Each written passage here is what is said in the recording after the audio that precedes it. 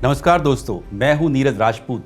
लेकिन आज ये नहीं कहूंगा कि आप देख रहे हैं ये चैनल या वो न्यूज़ चैनल, क्योंकि अब मैं न्यूज़ चैनल की दुनिया को थोड़ा पीछे छोड़कर आया हूं। आप में से बहुत से साथी मुझे जानते हैं, लेकिन इस डिजिटल प्लेटफॉर्म पर हो सकता है ज़्यादातर लोगों के लिए मैं एकदम नया हूँ। इसलिए मैं अपने बारे में थोड़ा सा आपको बताना चाहता हूँ।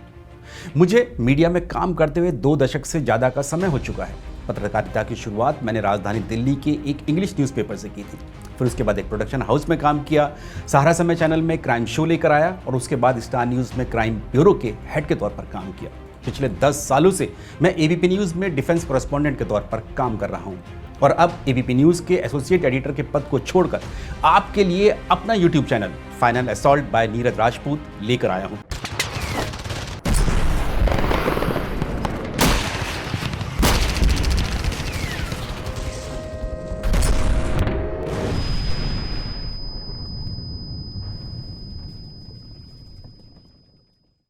लेकिन सवाल यह है कि आखिर मैंने अपना YouTube चैनल फाइनल असॉल्ट क्यों शुरू किया है, इसकी जरूरत क्यों आई, ये आपको मैं साझा जरूर करना चाहूंगा।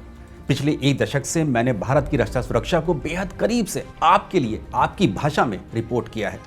देश की रक्षा से जुड़ी हर खबर बेहद आसान शब्दों और लहजे में आप तक पहुंचाता रहा हूं, फिर चाहे वो पाकिस्तान से सटी एलओसी हो या फिर चीन से सटी एलएसी, गलवान घाटी की लड़ाई के बाद भारत और चीन के बीच चल रहा तनाव हो या अरुणाचल प्रदेश के तवांग में हुई झड़प, पाकिस्तान के खिलाफ सर्जिकल स्ट्राइक हो या बालाकोट एयर स्ट्राइक। कश्मीर में आतंकवाद को मैंने बेहद करीब से कवर किया है। महीनों तक कश्मीर में रहकर आतंकियों के लाइव एनकाउंटर हो या फिर आतंकियों के गढ़ में जाकर कवर करना, सब कुछ रिपोर्ट किया है। अब तो असम, मणिपुर और नागालैंड में लोग घूमने के लिए जाते हैं, लेकिन मैंने वहां उग्रवाद को ग्राउंड जीरो से रिपोर्ट किया है, वो भी तब जब वहां पत्रकार जाने से कतराते थे। दुनिया के सबसे ऊंचे रण क्षेत्र सियाचिन से लेकर समंदर के नीचे सबमरीन से रिपोर्टिंग की, तो आसमान में खुद देश के सबसे पहले अटैक हेलीकॉप्टर LCH प्रचंड के कॉकपिट से फ्लाई भी किया। इसके अलावा साउथ ब्लॉक यानी देश के रक्षा मंत्रालय और पैरामिलिट्री फोर्स, जिन्हें हम CAPF यानी अर्धसैनिक बल कहते हैं, उन्हें भी करीब से कवर करता आया हूँ। इसलिए नेशनल सिक्योरिटी यानी आंतरिक सुरक्षा और नक्सलवाद को भी करीब से कवर किया है। डिफेंस कवरेज के दौरान अमेरिका के सबसे बड़े मिलिट्री बेस में से एक JBLM में इंडिया US मिलिट्री एक्सरसाइज को कवर किया, तो रूस के ऐसे सैन्य ठिकानों से कवरेज की जिनका कोल्ड वॉर के दौरान किसी नक्शे पर कोई अस्तित्व ही नहीं था। रूस के ही चेवरकुल में पहली बार भारत और पाकिस्तान की सेनाओं के बीच हुए साझा युद्ध अभ्यास SCO को भी कवर किया। मैं भारत के उन चुनिंदा डिफेंस रिपोर्टर्स में से हूं जिसे उत्तर कोरिया और दक्षिण कोरिया के सबसे संवेदनशील बॉर्डर, जिसे DMZ यानी डीमिलिटराइज्ड जोन कहते हैं, उसमें 1-2 बार नहीं बल्कि 3-3 बार जाकर कवरेज का मौका मिला है। यानी एक्सट्रीम वेस्ट अमेरिका से लेकर दुनिया के नक्शे पर फार ईस्ट यानी कोरियाई प्रायद्वीप तक रिपोर्टिंग करने का मुझे अवसर मिल चुका है।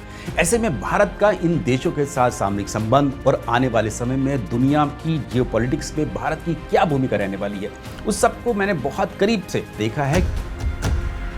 ये सब करने के बावजूद एक डिफेंस जर्नलिस्ट तब तक अधूरा है जब तक उसने कोई वॉर यानी युद्ध कवर नहीं किया हो।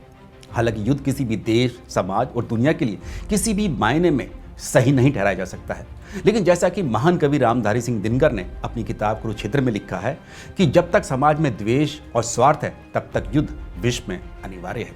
इसी तरह से मुझे भी रूस यूक्रेन युद्ध को कवर करने का मौका मिला। पिछले साल यानी वर्ष 2022 में करीब 1 महीने तक मैं रूस और एक्टिव वॉर जोन में रहा और युद्ध को करीब से कवर किया। रूस यूक्रेन युद्ध पर मेरी जल्द ही एक किताब आने वाली है जिसका नाम है ऑपरेशन Z लाइव। अब बात करते हैं कि मैंने इंडिपेंडेंट जर्नलिज्म का रास्ता क्यों चुना है, ये YouTube चैनल क्यों लॉन्च किया है, इसकी जरूरत आखिरकार क्यों आन पड़ी है। दरअसल न्यूज़ चैनल्स में मैंने देखा है कि डिफेंस को अभी भी इतना स्पेस नहीं मिल पाता जितना उसकी जरूरत होती है। भारत में तो खास तौर से ये कहा जा सकता है।